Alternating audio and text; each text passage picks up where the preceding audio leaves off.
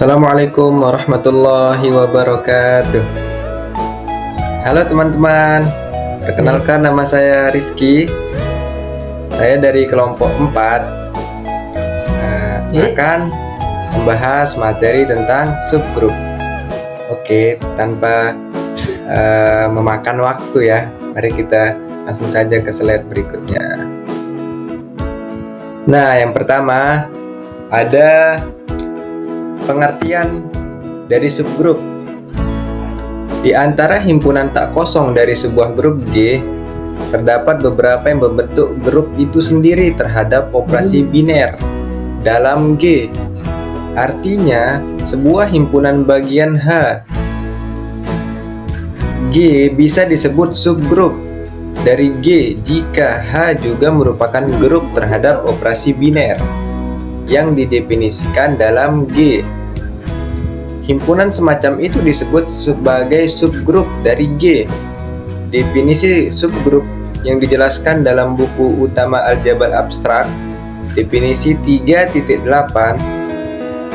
Misalkan G merupakan suatu grup terhadap suatu operasi biner, sebuah himpunan bagian H dari G disebut subgrup dari G jika H membentuk grup terhadap operasi biner yang didefinisikan dalam G. Himpunan H, himpunan E dan H sama dengan G selalu merupakan subgrup dari G. Mereka disebut sebagai subgrup trivial dan semua subgrup lainnya dari G disebut non-trivial. Oke, di sini ada contoh 1, 2, dan 3. Pertama, himpunan bilangan bulat Z adalah grup terhadap penjumlahan, dan himpunan E dari semua bilangan genap adalah subgrup non-trivial dari Z. Kedua, himpunan semua bilangan kompleks tak nol adalah grup terhadap perkalian, dan G sama dengan elemen 1 negatif 1 I negatif I adalah subgrup non-trivial dari grup ini. Lihat contoh 4 dari bagian 3.1. Misalkan G adalah himpunan bilangan kompleks yang diberikan oleh G. Ini kan G tadi himpunannya 1 min 1 I min negatif I, di mana I sama dengan akar kuadrat min 1, dan pertimbangkan operasi perkalian bilangan kompleks dalam G. Gambar 3.3 menunjukkan bahwa G tertutup terhadap operasi perkalian. Nah, ini ya teman-teman, ini ada gambarnya.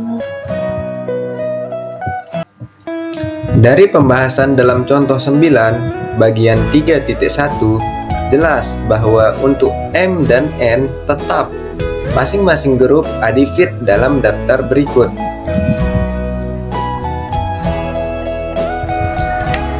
Himpunan matrik M kali N dengan elemen-elemen bilangan bulat adalah subhimpunan dari himpunan matrik M kali N dengan elemen-elemen bilangan rasional, yang mana juga merupakan subhimpunan dari himpunan matrik M kali N dengan elemen-elemen bilangan real. Dan yang terakhir merupakan subhimpunan dari himpunan matrik M kali N dengan elemen-elemen bilangan kompleks. Nah, maksudnya jika G adalah grup terhadap operasi biner, maka operasi biner adalah operasi asosiatif pada himpunan tak kosong dari G. Sebuah himpunan bagian H dari G adalah subgrup jika, nah ada syaratnya nih. Yang pertama, H mengandung elemen identitas. Itu syarat yang pertama. Yang kedua, H tertutup terhadap operasi biner. Dan syarat yang terakhir, H mengandung inverse dari setiap elemennya. Di sini paham ya teman-teman? Semoga paham ya. Selanjutnya teorema 3.9. Himpunan syarat yang setara untuk subgrup. Sebuah subgrup H dari grup G adalah subgrup dari G jika dan hanya jika kondisi berikut terpenuhi. Nah, sesuai yang kakak katakan tadi ya.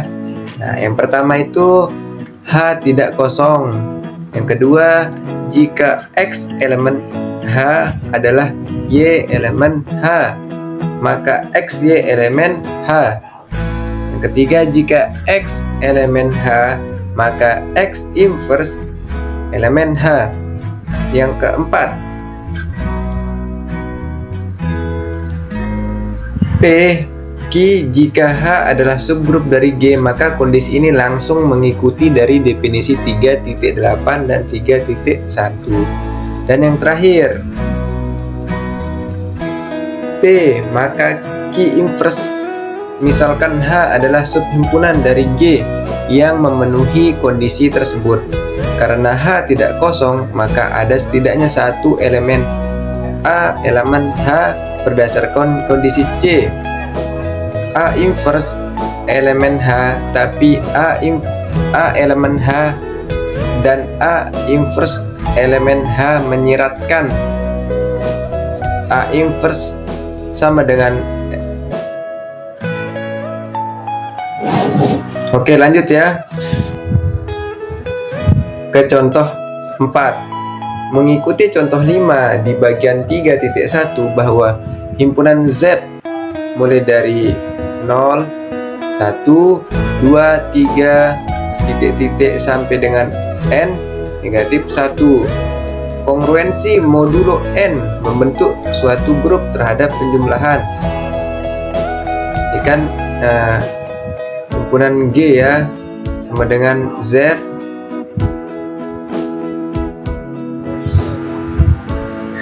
modulo 8. Nah, ini kan himpunannya dari 0, 1, 2, 3, 4, 5, 6, 7. Membentuk grup abelian terhadap penjumlahan A plus B sama dengan A plus B.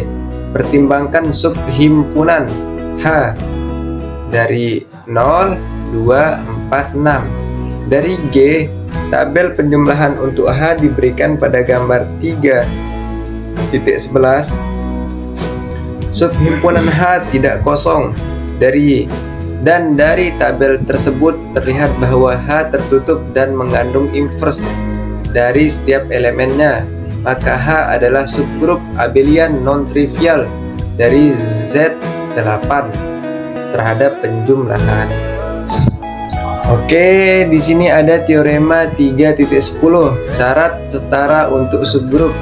Sebuah himpunan bagian H dari grup G adalah subkelompok dari G jika dan hanya jika yang pertama tadi kan H tidak kosong, dan yang kedua untuk A elemen H dan B elemen H maka AB inverse elemen H. P maka Q.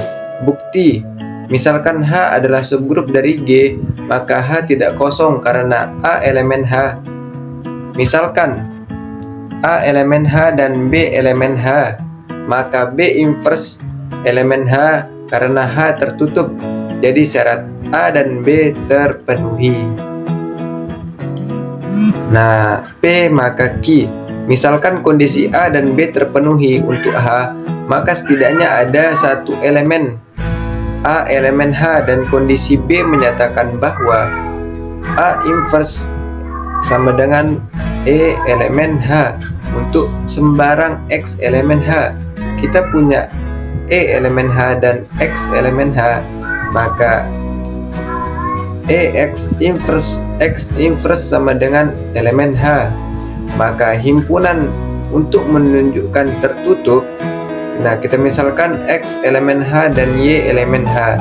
Karena H mengandung inverse, maka Y inverse E elemen X Y elemen H dan kondisi B, maka H tertutup. Oleh karena itu, H adalah subgrup dari G. Nah, ada contoh 6.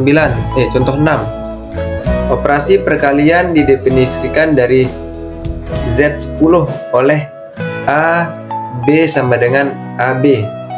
Aturan ini mendefinisikan operasi biner yang asosiatif dan Z10 bukan kelompok terhadap perkalian. Juga 1 adalah elemen identitas, namun Z10 bukan kelompok terhadap perkalian karena beberapa elemennya tidak memiliki invers. Sebagai contoh, hasil-hasil berikut menunjukkan bahwa 2 dan X sama dengan 1 tidak memiliki solusi dalam Z10. Sekarang mari kita periksa tabel perkalian untuk sub H, di mana himpunannya dari 2, 4, 6, 8. Dari Z10, lihat gambar 3.13. Mungkin mengejutkan, tetapi tabel tersebut menunjukkan bahwa 6 adalah elemen identitas untuk H, dan bahwa H sebenarnya membentuk grup sehubungan dengan perkalian.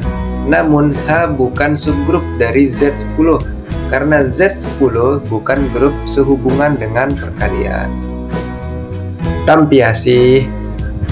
Mungkin itu saja yang dapat saya sampaikan. Kurang dan lebihnya saya mohon maaf. Terima kasih atas segala perhatian. Sekian dari saya. Assalamualaikum warahmatullahi wabarakatuh. Dadah.